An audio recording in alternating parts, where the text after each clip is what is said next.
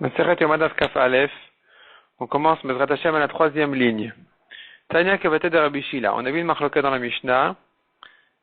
Une marloquette sur la Mishnah qui a dit qu'on faisait les prélèvements des cendres, la Tourmata des chênes,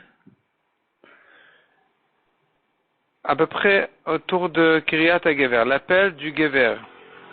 Avant ou après. Et on a vu là-dessus une marloquette à savoir qu'est-ce que c'est que cet appel de Gever. Qui c'est ce Gever? Soit c'est un coq, soit c'est l'homme, le responsable de réveiller les Kohanim. Selon Rabbi Shila, c'est le coq. La Gemara maintenant le Rabbanin Braïta qui va comme Rabbi Shila. Donc Tanya qui va être de Rabbi Shila. Hayotzel aderer kodem kiryat hagever, celui qui prend le chemin seul la nuit, avant l'appel du coq, damo berosho, il est responsable de sa mort, parce que il se met en danger des mazikim, des forces du mal, qui risquent de l'attaquer en chemin quand il est seul la nuit. Et donc, ici on dit que justement il est fautif de sa mort. Rabbi Yoshia Omer Achi Ishnev, Yeshomrim Achi Shalesh. Selon Rabbi Yoshia, jusqu'à que le coq appelle une deuxième fois, Yeshomrim, il y en a qui disent trois fois. C'est-à-dire jusqu'à ce moment-là, il est encore dangereux de sortir seul la nuit. Ou Bezetarnegol Amrou, Betarnegol Benoni. De quel coq il s'agit? D'un coq moyen, pas un coq paresseux qui se lève trop tard, ni un coq qui se lève trop tôt. Le moyen, selon la moyenne on va, et quand le coq il crie une fois, ou deux ou trois selon les avis ici, à partir de ce moment-là, on peut déjà prendre le chemin, prendre la route, il n'y a plus de danger. Avant ça, c'est dangereux. Donc on voit en tout cas que le Kara Gever de la Braïta, Kriyat Gever, ça fait allusion justement au coq. Amar Abuda Amarav, Beshash Israël Olin la Regel. La Gemara ici, elle va rentrer dans les détails du grand monde qu'il y avait au Beth Amikdash pendant les Regelim, pendant les fêtes. Donc comme on a vu dans la Mishnah déjà, la Mishnah avait déjà fait allusion à cette situation. Et ici, la Gemara, elle rentre plus dans les détails. Donc, Beshash Israël Olin la Regel, lorsque Israël montait au Regel, montait au Beth Amikdash pendant les Regalim, les trois fêtes, Omdin Tfufin, il se tenait très serré. Rachid dit Tfufin, ça vient du mot taf, qui veut dire flotter. Ils étaient tellement serrés qu'ils flottaient. Des fois, les pieds ne touchaient même plus le sol. Ou Mishtachavim Revachim, ils se prosternaient, ils avaient largement de la place. Venim Shachin Achat Esre Ama, Achore Bet Akaporet. Et ils étaient tellement serrés ils débordaient complètement de leur place, ils arrivaient jusqu'aux 11 amot qui sont derrière le Kodesh HaKodashim. Alors que normalement, l'emplacement du peuple d'Israël, c'est à l'est du Echal, du Echal et du Kodesh HaKodashim. Et là, ils sont tellement serrés qu'ils arrivent jusqu'à l'ouest et ils remplissent même les 11 amot qu'il y a entre le Kodesh HaKodashim et le mur de l'ouest, qui est justement le côté Amaravi que nous connaissons aujourd'hui, mais aujourd'hui on le connaît de l'autre côté. Maïk et Amar, que veut dire cette braïta qui dit ils ont de la place quand ils se prosternent et ils arrivent jusqu'au 11 amot derrière le Kodesh HaKodashim? C'est paraît un peu contradictoire. Achik et Amar, Afalpi shenim shachin achat esre ama achore bet hakaporet. Malgré, répond la Gemara, malgré qu'ils sont tellement serrés qu'ils doivent arriver, ils rentrent jusqu'à dans ces 11 amot là, veomdim tfufin, et qui sont vraiment, ils se tiennent serrés, que she'en mishtachavin, mais quand ils se prosternent, mishtachavin revachim. Ils ont largement la place. Rachid dit, même il y a 4 amot entre l'un et l'autre, de manière à ce que quand il fasse son vidouille, et sa tchouva, donc que son ami ne l'entende pas pour ne pas qu'il ait honte. Veze echad me'asara nisim, shenasu b'mikdash. Ça, c'est un des 10 miracles qui ont été faits dans le mikdash, qu'il y avait dans le Beth Amikdash, que malgré qu'ils étaient très serrés, miraculeusement, quand ils viennent se prosterner, chacun peut faire son vidouille et raconter ses fautes devant Hachem pour faire tchouva, sans que son voisin ne l'entende, parce qu'il y avait 4 amot entre l'un et l'autre. Aucune explication naturelle. Detnan, Asaran Isim Nasu Bevet Amikdash. La Gemara nous ramène ici la Mishnah dans Masechet Avot qui dit il y a eu 10 miracles de faits dans le Mikdash. Le Ipila Isha Merech Besar HaKodesh. Premier Nes, une femme n'a jamais perdu son bébé, n'a jamais fait de fausse couche, à cause des odeurs de viande qu'il y avait au Beth Amikdash. Donc une femme qui a senti des odeurs de viande et qui en a envie et qui ne peut pas en manger, normalement, sa grossesse est en danger. Ici, il n'y a jamais eu un problème comme celui-là. Deuxièmement, jamais la viande d'un korban a pourri. Velon ira zvuv bet hamikdash. Troisièmement, on n'a jamais vu de mouche dans l'abattoir du Bet Hamikdash. Incompréhensible. Quatrièmement, Velo era keri le Kohen Gadol yom Kippourim. Le Kohen Gadol à Kippour n'a jamais eu un écoulement impur qui l'aurait empêché de rentrer au service du Bet Hamikdash, de la voda de Kippour le lendemain. Velo nimtza psoul ba omer u vishta lechem u lechem apanim. Donc le cinquième nes, c'est qu'il n'y a jamais eu de psoul pour l'offrande du Homer, qui est l'offrande de farine d'orge qui est faite le 16 Nissan, le lendemain du Yom Tov de Pessah, du premier Yom Tov, ou vishte alechem les 2 pains de Shavuot, ou lechem apanim les 12 pains de tous les Shabbatot, omdim tzfufim ou mishtachavim revachim. Il y avait aussi le miracle qu'il se tenait serré, mais il se prosternait largement. Velo izik nachash vakrav Yerushalayim meolam. Jamais un serpent ou un scorpion n'a endommagé dans la ville de Yerushalayim. Velo amar adam lachavero. Et jamais un homme a dit à son ami, tsar li hamakom shalin b'Yerushalayim. L'endroit à Yerushalayim m'est trop étroit pour séjourner là-bas. J'ai pas où dormir, j'ai pas de place j'ai pas de maison où habiter, et j'ai pas non plus de quoi gagner ma parnassa là-bas. Jamais les gens se plaignaient de ça, tout le monde trouvait toujours les solutions facilement à ce genre de problème. La Gemara s'étonne en demandant, Patar va Mikdash, Vesiyem Yerushalayim. On commence ici en disant il y avait 10 miracles, 10 nissim dans le Mikdash, et finalement la Braïta, la Mishnah, elle nous arrive à des nissim, elle nous ramène des nissim qui y avait dans Yerushalayim, que les gens n'ont toujours trouvé de quoi dormir, et jamais ils n'ont été endommagés par des serpents et des scorpions. Répond la Gemara, effectivement, il faut enlever ces 2 derniers de la liste et rentrer 2 autres Mikdash qui ont eu lieu dans le Mikdash. Détania. Mais olam lo kibug shamim esh el hamaracha. Jamais la pluie n'a éteint le feu des bois du Mizbeach. Ve ashan hamaracha. Et deuxième nes, c'est que la fumée du feu du Mizbeach, afilu kol haruchot sheba olam baot u menashvot bo, même quand tous les vents du monde viennent et soufflent sur la fumée du Mizbeach, en mezizot otamim komo, elle ne le bouge pas, les vents ne le bougent pas, ne la bouge pas, cette fumée-là, de sa place. Donc on a remplacé les 2 nissim de Yerushalayim par les 2 nissim du feu et de la fumée du Mizbeach. De tous les cas, dans la Gemara, est-ce qu'il n'y a pas d'autres nissim? Ve'atani Rav Shmaya Beklanbo, c'est le nom d'un endroit, ou Miklanbo, Shivre Klecheres Nivlain Bimkoman.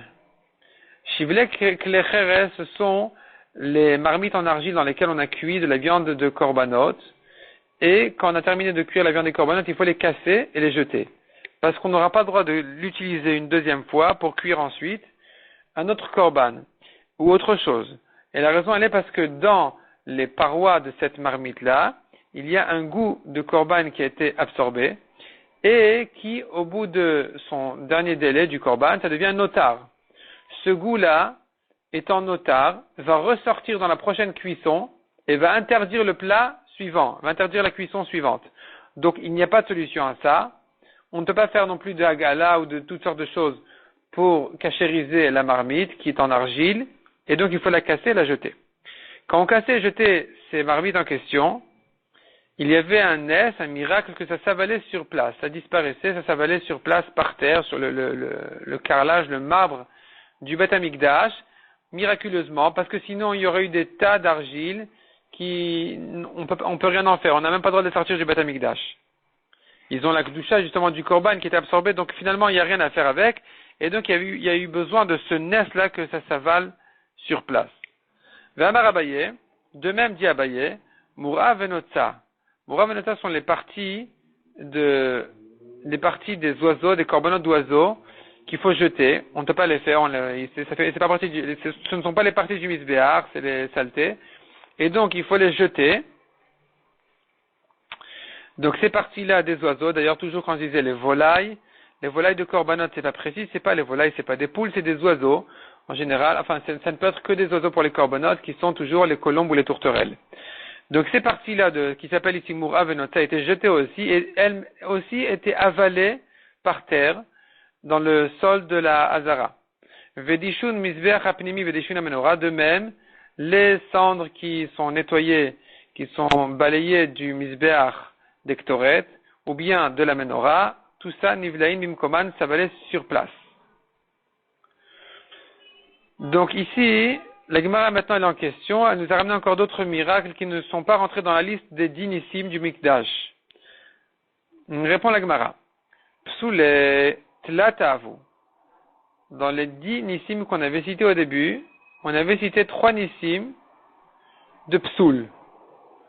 C'est-à-dire, il n'y a jamais eu de Psoul pour le Homer, pour le Shte Alechem et pour le Lechem Apanim. Chashvinu Bechad. Compte-les pour un. C'est un S que tous ces corbanotes-là n'ont jamais été Pasoul. Rashi explique d'ailleurs, ce sont des corbanotes que s'ils deviennent Pasoul, on n'a pas de solution, on ne peut plus les refaire. Parce qu'il faut les cuire, par exemple, les 2 pains de Shavuot avant Yom Tov, donc s'il y a un Psoul pendant Yom Tov, c'est terminé. Les 12 pains du Lechem Apanim doivent être cuits avant Shabbat. S'il y a eu un Psoul ensuite, on ne pourra plus les faire pendant Shabbat, et donc pendant une semaine, le Shulchan va rester vide sans pain. Et de même, le Homer, il y avait une quantité très précise qui était préparée, donc au Motzei Yom Tov de Pessah. Et s'il y a ensuite un problème, on n'a pas vraiment de solution. Donc, il y a eu besoin de ce Nes-là que jamais n'a eu lieu un Psoul sur ces corbanotes. Ces 3 corbanotes-là, on les compte pour un seul Nes. Afiktre, Zayeltre. Donc, on en a enlevé 2. Et on en rentre 2 autres, 2 Nissim. La Gemara demande mais quels sont les 2 autres Nissim qu'on rentre dans le compte ici. Si c'est Yachi, c'est comme ça demande la Gemara. Bluin, Nami, Treavu. Les choses qui s'avalaient dans le sol du Beth Amikdash, a priori, tu penses les compter comme 2.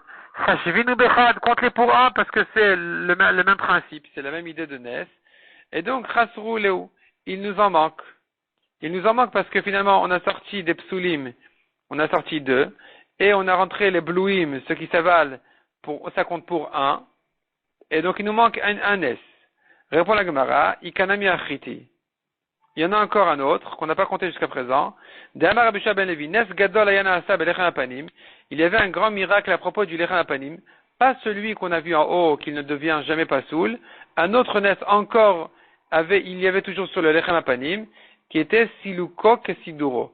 On le retirait au bout d'une semaine, comme dans le même état, on le rangeait sur la table au début de la semaine juste après la cuisson.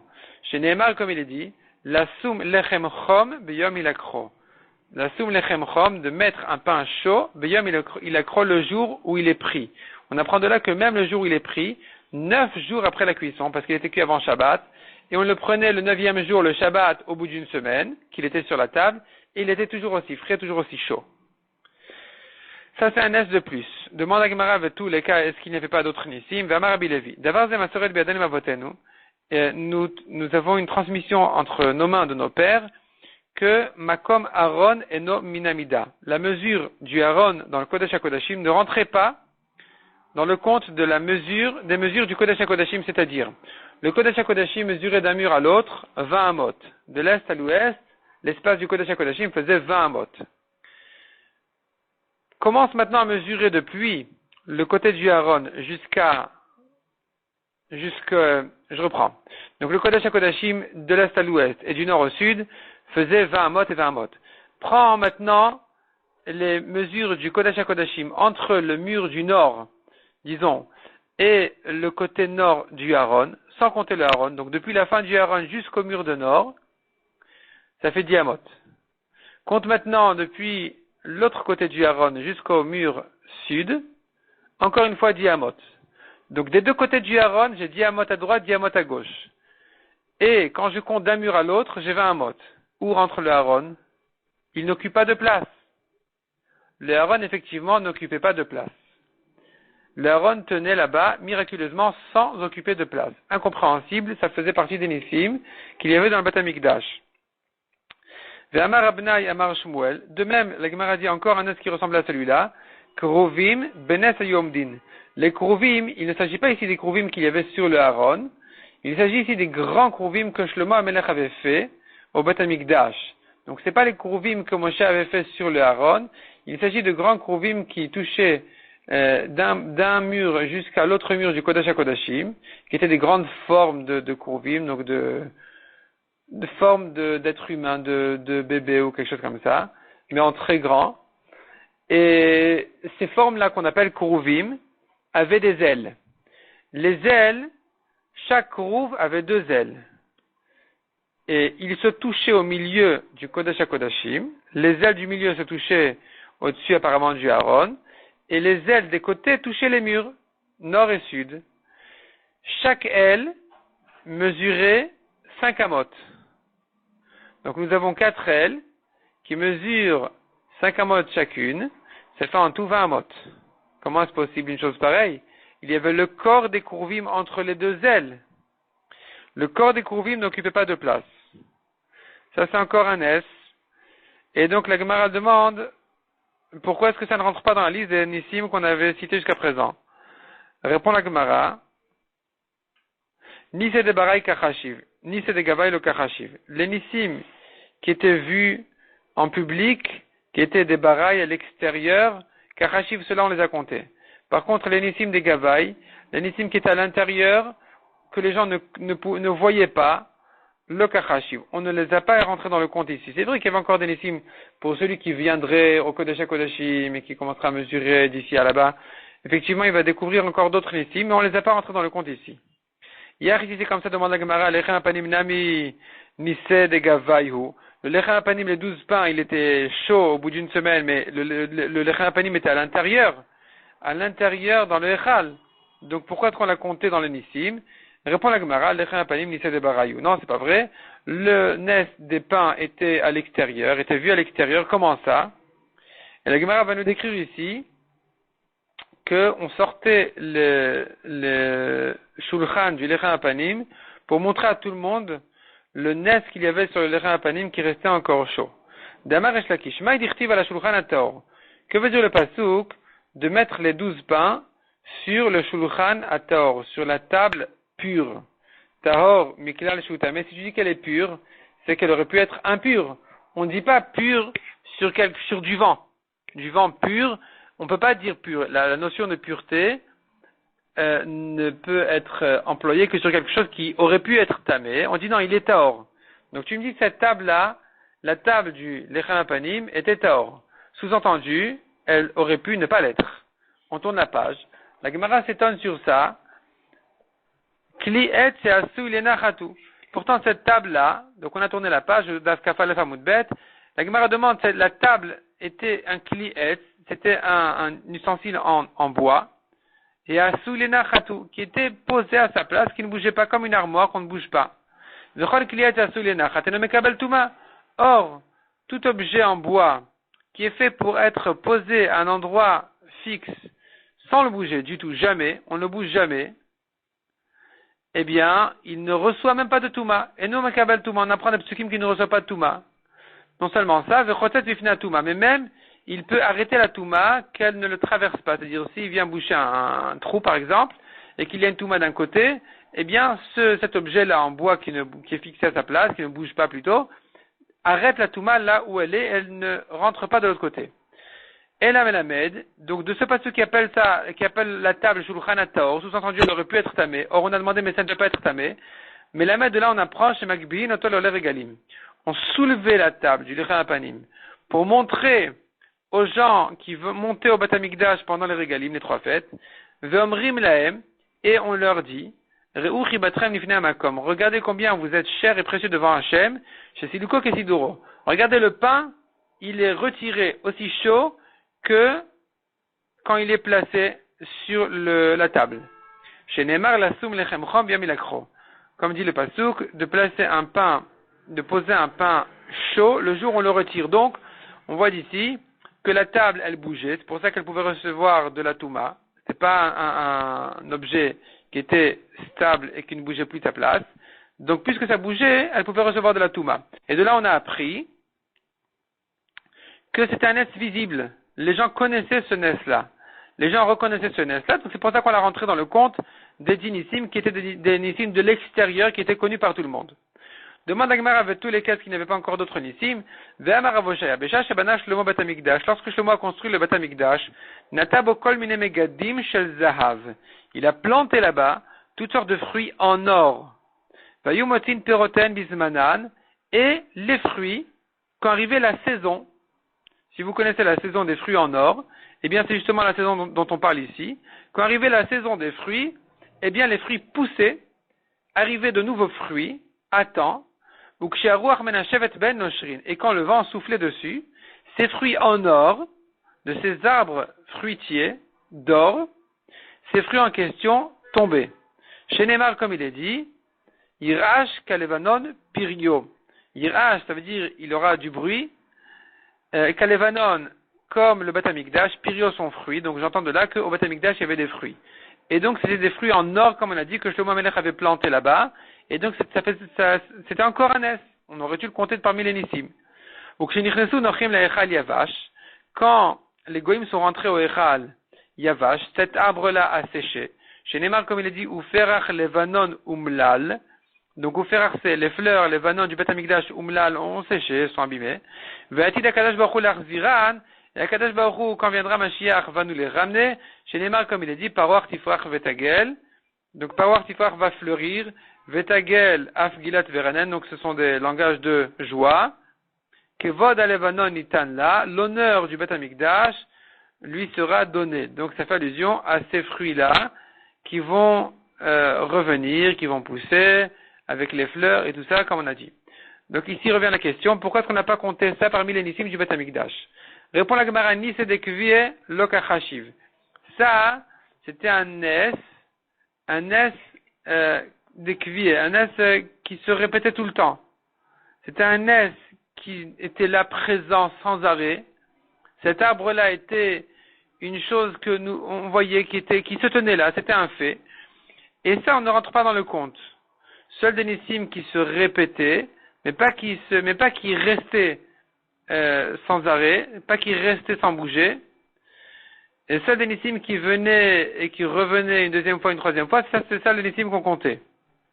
Alors, la Gemara dit, maintenant qu'on en est arrivé à cette réponse-là, Aaron ou Kruvim Nami, en ce qui concerne la question qu'on avait posée sur le Aaron et les Kruvim qui n'occupaient pas de place, on pourra utiliser la même réponse en disant ni c'est des kvieh ni nous. Ce sont des nissim qui ne bougent pas, qui restent comme ça, et des nissim qui restent, on ne les a pas comptés, on n'a compté que des nissim qui viennent et qui reviennent. Donc ici la Gemara a terminé le compte des 10 nissim qu'il y avait dans le Beth Amikdash. Donc, quels sont les 10 nissim qu'il y avait dans le Beth Amikdash? Finalement, d'après ce qu'on a vu, on a le premier nes que une femme ne faisait pas de fausses couches à cause des odeurs de viande. Deuxièmement, les viandes ne pourrissaient pas des korbanot. Troisièmement, on ne voyait jamais de mouches dans les endroits de viande du Beth Amikdash. Quatrièmement, le Kohen Gadol n'a jamais été tamé à Kippour. Cinquièmement, on n'a pas trouvé de psoul, jamais il n'y a eu un psoul sur les corbanotes du Homer, des 2 pains de Shavuot et du Lechem Apanim. Donc finalement, la maskana de la Gemara, c'est qu'on doit compter ces 3 choses-là comme un seul nes. Sixième nes, c'est qu'il se tenait très serré, mais il se prosternait avec beaucoup de place. Ça, c'est les 6 nissim qui sont comptés dans la Mishnah. Après, les nissim d'Yerushalayim ne rentrent pas dans le compte. Nous avons à la place le nes de nissim, qui sont le nes des pluies qui n'ont jamais éteint le feu du Misbéach, et le nes de la fumée du Misbéach qui ne bougeait jamais de sa place malgré tous les vents qu'il y avait là-bas. Donc ça en fait 8. On doit compter aussi le nes de toutes les choses qui s'avalaient dans le sol de la Hazara, comme on a dit. Comme on a dit, les morceaux d'argile, et toutes sortes de saletés qui s'avalaient comme ça dans le sol de la Hazara. Et enfin, le 10e nes, c'est le Lechem Apanim qui restait aussi chaud le jour où on le reprenait comme le jour où il était cuit. On reprend maintenant dans la Gemara, là où on en était. Amar Mar, à la deuxième grande ligne du Daf Kafalef Amud Bet. Deuxième moyenne ligne, disons, du Daf Kafalef Amud Bet. Au milieu de la ligne Amar Mar. Ve'ashan Amaracha. Donc on a dit que la fumée du Misbéach ne bougeait jamais malgré tous les vents qu'il y avait là-bas. Demande à Gemara au Miyava Hashan Amaracha, est-ce qu'il y avait une fumée sur le Misbéach? Va'atanya, Chamishat Varim Nemru Be'esh El Maracha. Pourtant, une Bretagne nous raconte 5 choses ont été dites sur le feu du Misbéach. Revutza Kari. C'était comme un lion la Rashi explique que la braise qui est tombée du ciel lorsque Shlomo a construit le Beth Amikdash, cette braise-là, elle était comme un lion sur le Mizbeach, accroupi comme un lion. Ou Barak Achama, éclair comme le soleil. Viesh Bamamash, et la flamme était palpable, elle était, on pouvait la toucher. Veochelet lachin kiveshin, et c'est un feu qui consommait des liquides comme des solides. Vena mala ashan, et il n'y avait pas de fumée sur ce feu-là. Donc comment est-ce qu'on a dit qu'il y avait une fumée sur le Mizbeach? Répond la Gemara, qui est amrinan bede idiot. On a parlé du feu qu'on ajoutait. On ajoutait des idiotes, des hommes simples, c'est-à-dire pas du feu qui est tombé du ciel, qui lui n'avait pas de fumée. Le feu de matière naturelle qui venait d'Israël, des Kohanim qui mettaient sur le Mizbeach, était un feu qui donnait une fumée. Detania venatnu ben Aaron Kohen esh al Mizbeach. Le pasuk dit les fils de Aaron et Kohen mettront un feu sur le Mizbeach. Donc de là on apprend afalpi she'esh yoredet min hashamayim, malgré qu'un feu tombait du ciel, mitzvah la vie mina idiot, il y a une mitzvah d'ajouter des bois mina idiot des hommes. Demande la Gemara, Garevutza Keari, on a vu que le feu était comme un lion. Ve'atane Rabbi Chanina Sgana Kohanim, Ani Reitia, Rabbi Chanina témoigne, moi j'ai vu cette braise-là, j'ai vu ce feu, ou Revutza Kekelev, c'était plutôt comme un chien, pas comme un lion. Répond la Gemara Lokashia, Kana Migdash Rishon, Kana Migdash Sheni. Au premier Migdash comme un lion, au deuxième Migdash comme un chien. Demande la Gemara au Migdash Sheni Miavai, est-ce qu'il y avait cette braise-là du ciel au deuxième Bet Migdash? Ve'amar Rav Shmuel Bar Inya, Maïdirtiv, Rav Shmuel explique le passage qui dit Ve eratzebo ve ikavda. Donc le passage dit à propos du deuxième Beth Amikdash, le prophète annonce que au nom d'Hachem, Ve eratzebo, on me fera des korbanot là-bas, donc je serai recherché et voulu là-bas. Ve ikavda, je serai honoré dans le deuxième Beth Amikdash. Ve karinal ve ikavda. Le passage dit Ve ikavda sans he, donc ça se lit Ve ikaved, mais ça se lit Ve ikavda avec he. Et la question se pose, pour quelle raison manque la lettre He? Ça fait allusion aux 5 choses, comme la lettre He, qui ont été perdues au deuxième Beth Amikdash. 5 choses qu'il y avait dans le premier Beth Amikdash et qui manquaient au deuxième. Ve'elouen, et les voici. Aaron ve kapot ou kurvim, ça compte pour 1. Donc le Aaron au Kodesh HaKodashim avec la capote qui était le couvercle du Aaron et les kurvim au-dessus. Esh, deuxièmement, c'était le feu. Donc justement, on voit qu'il manquait le feu au deuxième Beth Amikdash, le feu du ciel, ou Shrina, la résidence de la Shrina divine, Ve'ruach HaKodesh, la prophétie, Ve'orim Ve'tumim, Orim Ve'tumim, c'était le nom d'Hachem qu'il y avait dans le Choshen qui répondait aux questions, répondait miraculeusement, réponse du ciel aux questions qu'on posait devant le Kohen Gadol. Est-ce qu'on va à la guerre, on va pas à la guerre, on va gagner, on va pas gagner? Répond la Gemara, Amre In. On dit oui, effectivement, c'est vrai. Effectivement, c'est vrai qu'il n'y avait pas de feu du ciel, c'est-à-dire In Miava Ava, Siyo le Messiah. Donc on peut résoudre les deux enseignements ici. Il y avait un feu du ciel au deuxième Beth Amikdash comme un chien, comme on a dit, mais Siyo le Messiah, il n'aidait pas à brûler les korbanot, tandis qu'au premier Beth Amikdash, c'était un feu qui aidait à brûler les korbanot.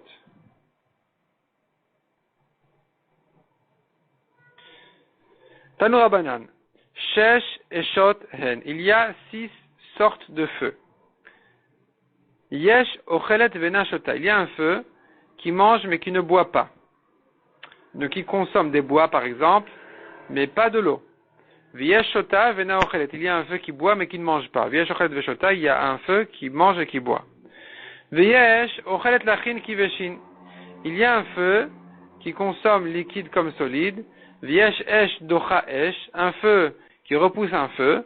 Viesh Esh Ochelet Esh, et un feu qui consomme un feu. La Gemara reprend toutes ces sortes de feux là, un à un, pour les expliquer, un après l'autre. Donc la Gemara reprend. Yesh Esh Ochelet Vena Shota Adidan, un feu qui mange, qui ne boit pas, c'est notre feu à nous, qui consomme les bois, qui mange tout ce qu'il rencontre, mais qui ne boit pas de l'eau, qui ne boit pas des liquides. Shota Vena Ochelet Decholin, un feu qui boit mais qui ne mange pas, c'est le feu des malades, la fièvre. Ils boivent, mais ils n'ont pas d'appétit, ils ne mangent pas. Donc ils boivent beaucoup, mais ils mangent peu. Ochelet veshota de Eliyahu. Un feu qui mange et qui boit, c'est le feu qui est tombé du ciel du temps de Eliyahu Hanavi. Dirtiv, ve'etamaim asher bate'ala lichecha. Eliyahu Hanavi avait préparé autour de son misbéach qu'il avait fait au Har Carmel, pour prouver que Hachem ou Elohim, comme ce que tout le monde avait dit ensuite, reconnu ensuite. Donc lui, il avait préparé ses corbanotes sur son misbéach, et il avait entouré son misbéach d'eau. Donc il avait fait un genre de canal tout autour, qu'il avait rempli d'eau, le feu est descendu du ciel, et il a mangé les corbanotes et il a bu toute l'eau. Donc toute l'eau a séché. Ochelet lachin kiveshin, demaracha.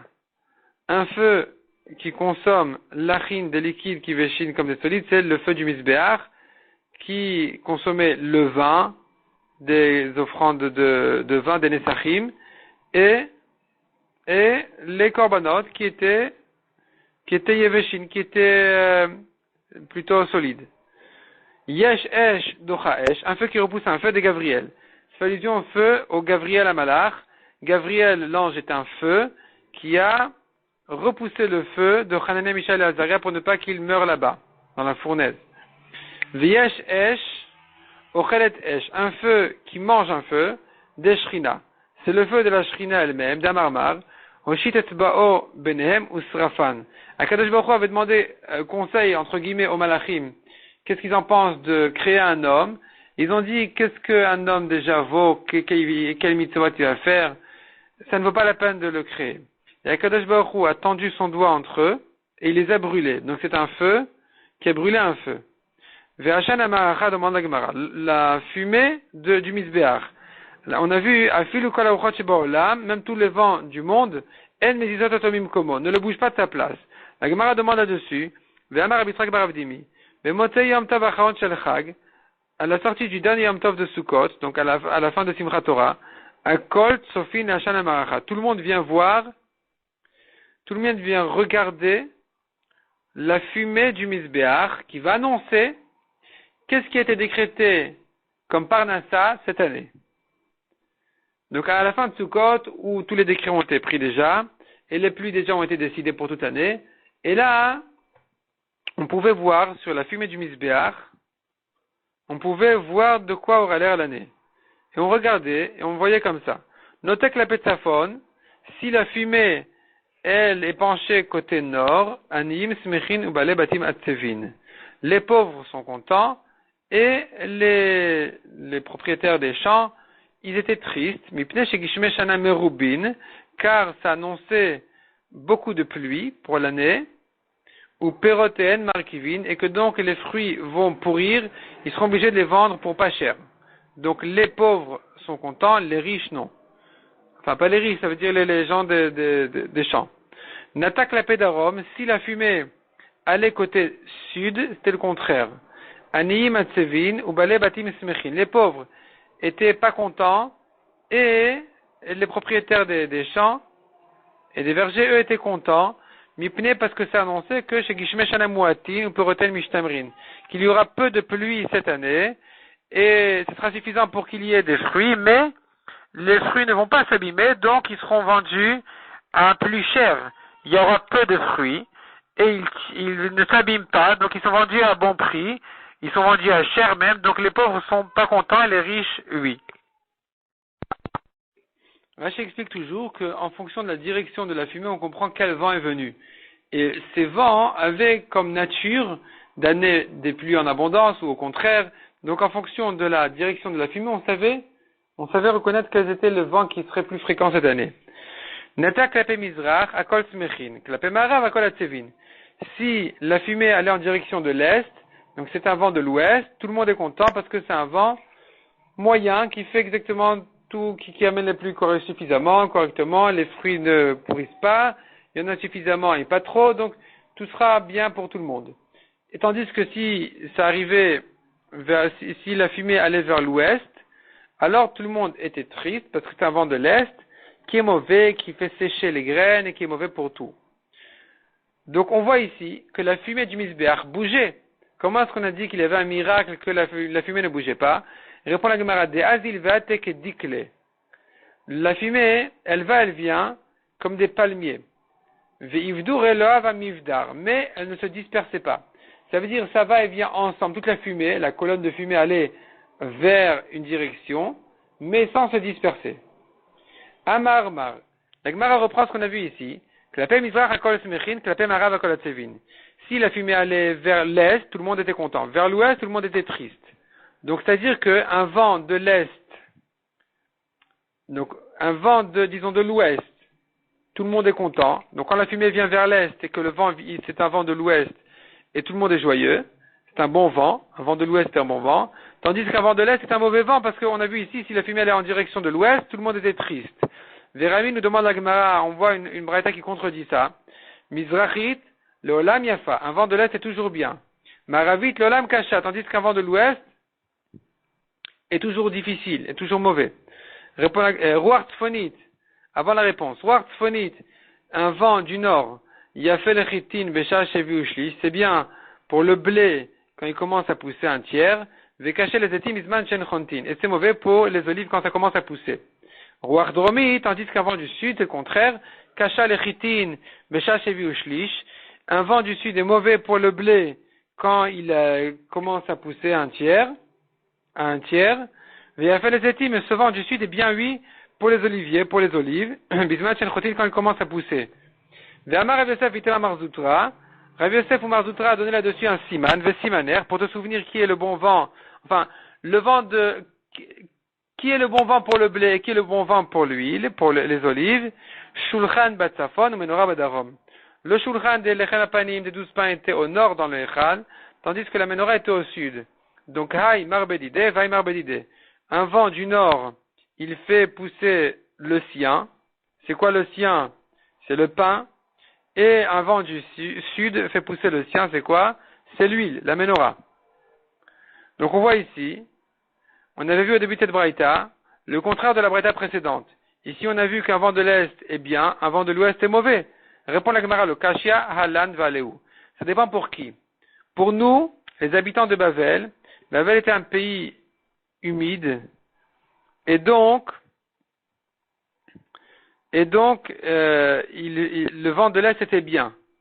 Il séchait et il était bien. Le vent de l'Ouest, qui était un vent humide, au contraire, il abîmait tout. Tandis que, pour les habitants d'Eretz Israël, c'est le contraire. Les habitants d'Eretz Israël qui est en montagne, alors un vent de l'Est est mauvais, parce que ça fait tout sécher très rapidement, et tout va s'abîmer, toute la récolte va s'abîmer. Tandis qu'un vent de l'Ouest, qui est plutôt humide, ça, c'est bon en Eretz Israël. C'est pour ça qu'on a dit que si la fumée du Mizbeach en Eretz Israël, elle va vers l'Est, c'est un vent de l'Ouest, tout le monde est content. Si elle va vers l'Ouest, donc c'est un vent de l'Est, les gens ne sont pas contents. Parce que les gens d'Eretz Israël, ils ne peuvent pas supporter le vent de l'Est qui vient tout sécher. Tandis que le vent de l'Ouest, au contraire, c'est un bon vent. Et donc quand la fumée arrive, et quand la fumée elle est en direction de l'Est, donc elle était ici, elle a été poussée par un vent de l'Ouest, ça c'est bon signe, et là tout le monde était content. Adran alach, Shivat Yamim.